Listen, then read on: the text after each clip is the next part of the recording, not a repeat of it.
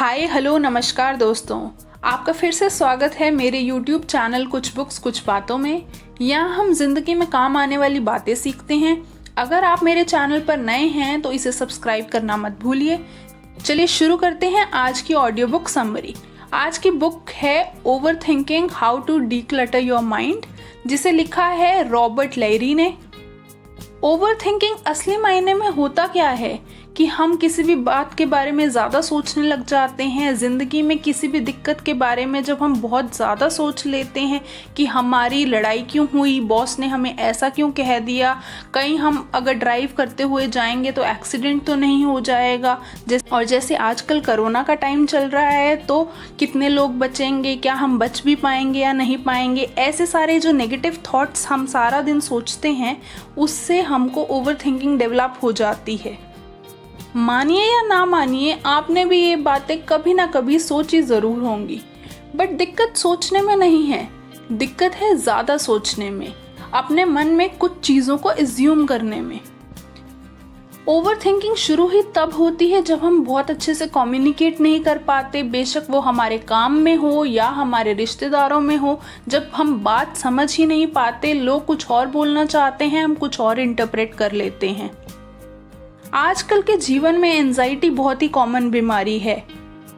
कुछ लोग हर रोज जीवन में ज़्यादा सोचते हैं, हर बात पे ज़्यादा सोचते हैं, उससे फ़र्क पड़ता है, उससे हमारे दिमाग में बहुत गहरा असर पड़ता है। आपने कभी सुना भी होगा कि कुछ ऐसे लोग होते हैं जो अपने दिमाग को बिल्कुल साफ रखते हैं, मतलब वो अपने दिमाग में अलग अलग हिस्से बना लेते हैं, जिसको वो बोलते हैं कंपार्टमेंटलाइजेशन करना। मतलब अलग अलग थॉट्स को अलग अलग चीज़ों के टाइम आने देना। जैसे अगर आप पढ़ रहे हैं तो सिर्फ पढ़ने के बारे में ख्याल आना, अगर आप खेल रहे हैं तो उस समय सिर्फ खेलने के बारे में ख्याल आना। चलिए अब जानते हैं ओवर थिंकिंग के कुछ कारण। सबसे पहला कारण होता है सोशल एक्सपेक्टेशन। आजकल की लाइफ बहुत ही डिमांडिंग और चैलेंजिंग हो गई है। कंपटीशन इतना ज़्यादा बढ़ गया है और साथ साथ दिखावा भी। हमें बचपन से ही ऐसे ट्रेन किया जाता है कि तुम्हें अच्छे स्कूल में पढ़ना है, अच्छे नंबर लेने हैं, अच्छे कॉलेज में एडमिशन लेना है, अच्छी जॉब लेनी है। उस सब के चलते प्रेशर बढ़ता रहता है और हम अपने आप में लो कॉन्फिडेंस फील करते रहते हैं। और धीरे धीरे कभी कभी सिचुएशंस ऐसी भी होती हैं कि हम हमेशा सक्सेसफुल नहीं हो पाते। तो जब हम फेल होना शुरू कर जाते हैं तो हमारे ऊपर बहुत ज़्यादा रिस्पॉन्सिबिलिटीज़ बढ़ जाती हैं और खुद की सेल्फ वर्थ प्रूफ करने को लेकर हमारी मन में चिंताएं होने लग जाती हैं। और फिर शुरू हो जाता है ओवर थिंकिंग का साइकिल। आप जब कॉम्पिटिटिव समाज में उतरते हैं तो ऐसा ज़रूर होगा कि कभी ना कभी आप जीतेंगे और बहुत बार ऐसा भी होगा कि कभी ना कभी आप हारेंगे भी। पर हमें घर में या सोसाइटी में फेलियर्स को डील करने के बारे में नहीं सिखाया जाता। सोसाइटी में हमें सिर्फ ये मार्कर सेट किया जाता है कि 22 तक तुम्हारे पास एक अच्छी नौकरी होनी चाहिए, 25 तक तुम्हारी शादी हो जानी चाहिए। अगर आपके 1-2 साल ऊपर नीचे हो जाते हैं तो सोसाइटी के हिसाब से आप फेलियर हो जाते हैं, फिर आप सेल्फ डाउट में चले जाते हैं। सबसे इम्पॉर्टेंट है अपनी सेल्फ वर्थ को पहचानना और अपने आप को सेल्फ एक्सेप्ट करना। जिंदगी में आप जितना पाते हैं उतना ही आपको कभी ना कभी लूज भी करना पड़ता है। तो ऐसे ही दूसरा कारण है रिलेशनशिप्स। कभी कभी हम अच्छे से कम्युनिकेट नहीं कर पाते और कोई बहुत छोटी सी बात पर हमारी मिसअंडरस्टैंडिंग बढ़ जाती है। कभी हम रिश्तों में शक करने लग जाते हैं, कभी जेलसी हो जाती है, या आजकल सोशल मीडिया की वजह से भी हमारे रिश्ते बहुत ज़्यादा ख़राब हो रहे हैं, क्योंकि हम जो रिश्ते हैं उनको तोलते हैं फिल्मी सितारों के हिसाब से। हम ऐसा चाहते हैं कि जो हमारा पार्टनर है वो भी वैसा ही बिहेव करे जैसे कि फिल्मी स्टार्स अपने पार्टनर्स के साथ बिहेव करते हैं। हमें ये नहीं पता होता कि उनको इस बात के लिए पैसे मिल रहे हैं तब वो ऐसा कर रहे हैं या वो एक्चुअली में प्यार करते हैं। तो हमें इस चीज़ों को छोड़कर ऐसा सोचना शुरू कर देना चाहिए कि हर रिश्ता अलग है और हर इंसान अलग है और हर इंसान एक अलग तरीके से एक्सप्रेस करना चाहता है। तो हो सकता है उसकी बात को एक्सप्रेस करने का तरीका या फिर आपको कॉम्प्लीमेंट करने का तरीका या प्यार करने का तरीका बहुत अलग हो, तो आप उसको कंपेयर बिल्कुल मत करिए। आज की जनरेशन में इम्पॉर्टेंट है आपस में बात करना, एक दूसरे की बात को समझना एक और कारण जिससे हम बार बार ओवरथिंक करते रहते हैं वो होता है कोई पास्ट ट्रॉमा।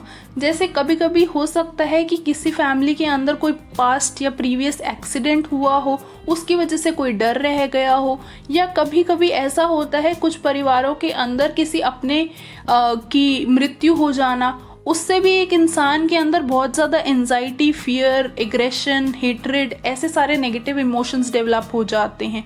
तो इस समय पर हमको थॉट सप्रेशन यूज़ करना चाहिए। अब थॉट सप्रेशन होता है कि जब हम उस थॉट को सप्रेस कर देते हैं, मतलब उसके बारे में नहीं सोचते हैं और अपने दूसरे कामों में व्यस्त हो जाते हैं। मान लो आपको कोई नेगेटिव थॉट आया, आपने उस पर सोचना बंद कर दिया, एकदम से अपने माइंड को क्लिक करा कि हाँ अब मैं ये काम करने जा रहा हूँ, या आप अपने आप को कोई बुक पढ़ने लग जाइए, किसी और एक्टिविटी में इन्वॉल्व हो जाइए। चौथा कारण है ओवरथिंकिंग का सोशल मीडिया। आजकल के ज़माने में फेसबुक, इंस्टाग्राम, व्हाट्सएप, इन सारी जगहों पे, ऐसे सोशल मीडिया प्लेटफॉर्म्स पे आप हमेशा कोशिश करते हैं कि कुछ टाइम स्पेंड करें अपना दिन का। आप किसी भी फिल्म स्टार की फ़ोटोज़ देख लेते हैं, कोई भी इन्फ्लुएंसर्स होते हैं सोशल मीडिया पे, उनकी फ़ोटोज़ लाइक करते हैं, वीडियोस देखते हैं और फिर उन्हें अपनी लाइफ से कंपेयर करते हैं कि ये तो एकदम परफेक्ट फ़ोटो है, ये वाली फ़ोटो मेरे पास क्यों नहीं, या ये यहाँ घूमने गया था, मैं वहाँ क्यों नहीं घूमने गया। इससे एक जेलसी का जो साइकिल है वो डेवलप हो जाता है। कंपैरिजन और जेलसी के अंदर आप चले जाते हैं और फिर आप ओवरथिंकिंग करते रहते हैं। तो जिन लोगों की आप फोटोज़ देख रहे हैं, आप उनको एक्चुअल दुनिया में जानते भी नहीं हैं, उन्होंने अपने स्ट्रगल्स वहाँ पर पोस्ट भी नहीं करे हैं। बस वो फोटोज़ दिखने में प्रिटियर हैं, हैप्पियर हैं, सक्सेसफुल दिख रहे हैं, तो आपको लगता है कि वो एक्चुअली वैसे हैं और आप अपने आप को अंडर एस्टिमेट करना शुरू कर देते हैं। तो ऐसी इन्फॉर्मेशन अपने दिमाग में ओवरलोड ही मत करिए जिससे आपके अंदर नेगेटिविटी डेवलप हो। कोशिश करिए कि ये वीडियो जब ख़त्म हो जाए, इसके ख़त्म होने के बाद थोड़ी देर अपने फ़ोन को साइड में रखिए, स्विच ऑफ कर दीजिए या दूसरे रूम में रखाइए। इस जनरेशन में हमें ज़रूरत है कि हम अपने फ़ोन एडिक्शंस को ख़त्म करें और अपनी एंजाइटी को कम करें। आपसे ही आप वो फ़ोन थोड़ी देर के लिए अपने से दूर करेंगे तो कुछ लोगों के अंदर एंजाइटी डेवलप हो जाएगी कि किसका कॉल आ गया, किसी ने मुझे व्हाट्सएप पे मैसेज तो नहीं कर दिया होगा, कहीं मेरे FB पे किसी ने फ़ोटो लाइक तो नहीं कर दी होगी। तो ये सब जो है ये एडिक्शन नहीं तो क्या है। तो सोशल मीडिया इन्फ्लुएंसर्स को उन लाइक्स और फॉलोअर्स के पैसे मिलते हैं, आपको नहीं। आपको किसी के अप्रूवल की ज़रूरत नहीं है। आज की जनरेशन को ज़रूरत है कि फ़ोन को साइड में रखकर कुछ ऐसे काम या न्यू हॉबीज़ को डेवलप करने की कि जिससे उनको एक्चुअली खुशी मिले। जैसे कि आप कुकिंग कर सकते हैं, अगर आपको डांस पसंद है तो डांस करके देखिए, कोई नई बुक पढ़ दीजिए, वॉक कर लीजिए, अपने और अपने दोस्तों के साथ, रिश्तेदारों के साथ समय बिताइए, अपने फ़ोन के साथ नहीं। अपने स्किल्स पर काम करिए क्योंकि उससे आपका कॉन्फिडेंस बढ़ेगा।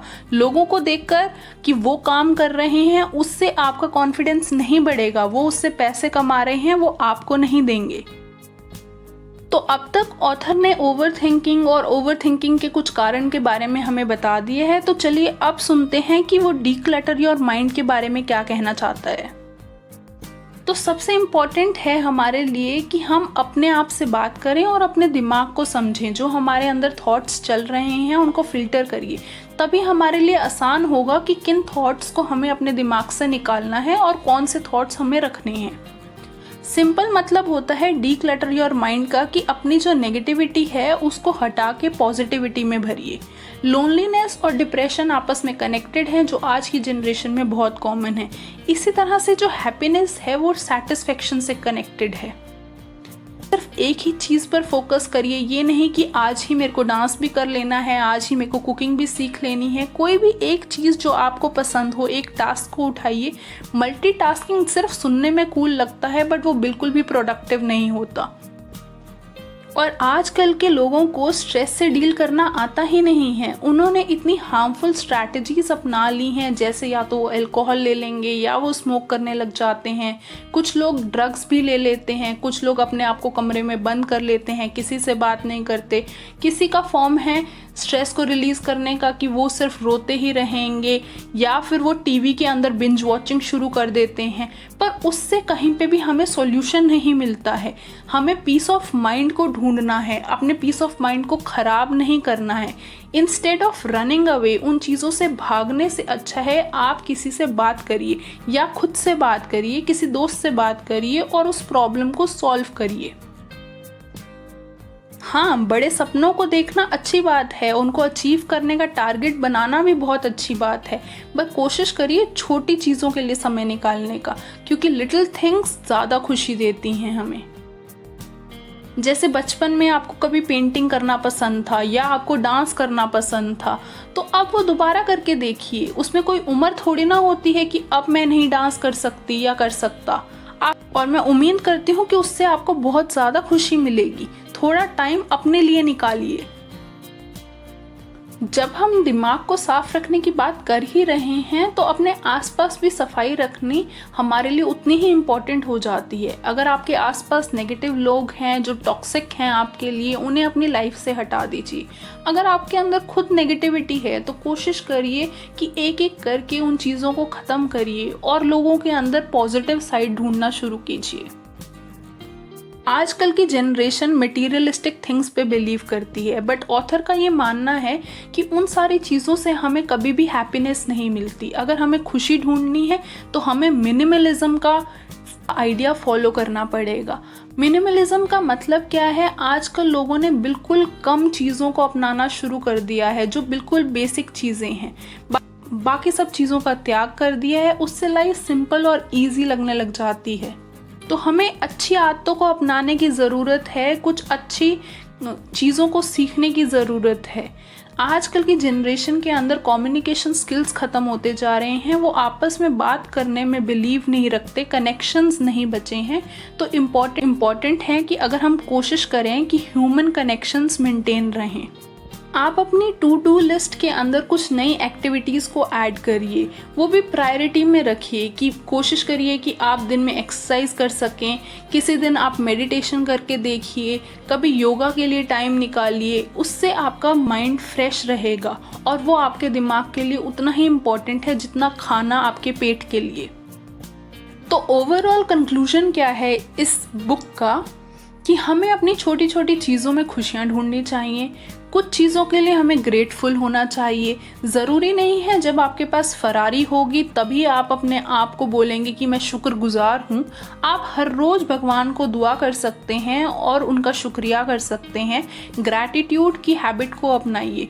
कोशिश करिए एक डायरी बना लीजिए जिसमें आप स्टार्टिंग के कुछ दिनों में सिर्फ 3 अच्छी चीज़ों के लिए या 3 ऐसी चीज़ों के लिए लिखिए जिसके लिए आप ग्रेटफुल हैं। करते करते उस डायरी को एक्सटेंड करिए, फिर डेली 10 चीज़ें लिखना शुरू कर दीजिए। नेगेटिव लोगों को अपने जीवन से हटा दीजिए। अपने आप को ब्रेक दे देकर काम करिए। आप कोई मशीन नहीं है, छोटे छोटे काम करने हैं, बेबी स्टेप्स में करने हैं। करियर के बारे में ज़्यादा मत सोचिए, बस मेहनत करते रहिए। आप खुशी से प्रेजेंट में जीना शुरू करिए। पास्ट बीत चुका है और फ्यूचर का आपको कोई भरोसा नहीं है। मेडिटेशन करके अपने थॉट्स को रीडायरेक्ट करिए। आप कंसिस्टेंट रहिए अपने काम के लिए। अपने माइंड को हमेशा पॉजिटिविटी से भरिए, क्योंकि लॉ ऑफ अट्रैक्शन वर्क करता है। जैसा हम सोचते हैं वैसी चीज़ें हमारे लिए होने लग जाती हैं। हमारी लाइफ में बहुत इम्पॉर्टेंट है नींद। अच्छी 7-8 घंटों की नींद बहुत ज़रूरी है। उससे आपकी प्रोडक्टिविटी और एफिशिएंसी बहुत ज़्यादा बढ़ेगी। तो अपने आप से बात करते रहिए, अपने आप को कॉन्फिडेंस दिलाइए कि मैं स्ट्रांग हूँ, हेल्दी हूँ और मेरी लाइफ अच्छी है। और इतना मुश्किल नहीं है, चीज़ें आसान हैं। उससे ओवर थिंकिंग ख़त्म हो जाएगी। तो आज के लिए बस इतना ही। उम्मीद करती हूँ आपको ये ऑडियो बुक समरी बहुत अच्छी लगी होगी। अगर आप ऐसी ओवर थिंकिंग करते हैं तो आप कमेंट सेक्शन में बताइए आप किस चीज़ को लेकर ज़्यादा सोचते हैं। अगर आप इस बुक से रिलेट कर पा रहे हैं तो लाइक कर देना वीडियो को। अगर आप चैनल पर नए हैं तो सब्सक्राइब करना मत भूलिए। Till our next audio book summary, bye bye.